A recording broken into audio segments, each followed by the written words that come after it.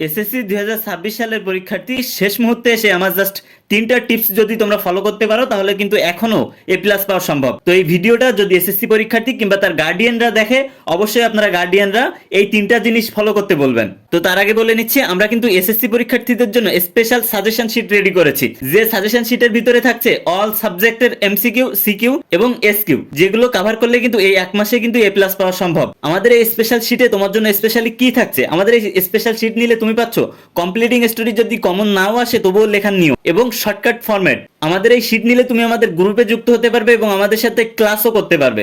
তোমাকে গণিত থেকে 40টা সিকিউ দেওয়া হবে এবং ওইগুলো কভার করে দেওয়া হবে ভিডিওর মাধ্যমে, যেগুলো কভার করে গেলেই কিন্তু এসএসসি পরীক্ষায় গিয়েই তুমি এগুলো থেকেই কমন পাবে। তো আমার তিনটা টিপস হলো, প্রথমত তোমাকে এ প্লাস পাওয়ার জন্য যে কাজটা করতে হবে তার 1 নম্বর কাজটা হচ্ছে তোমাকে গুরুত্বপূর্ণ অধ্যায় বেছে বেছে পড়তে হবে, যে অধ্যায়গুলো থেকে বোর্ডে প্রশ্ন করা হয়। 2 নম্বর টিপসটা হচ্ছে যে 3 থেকে 4 বছরের আগের যে প্রশ্নগুলা, এই প্রশ্নগুলা সলভ করতে হবে, কারণ বোর্ড প্রশ্ন সবসময় রিপিট করতে থাকে তারা।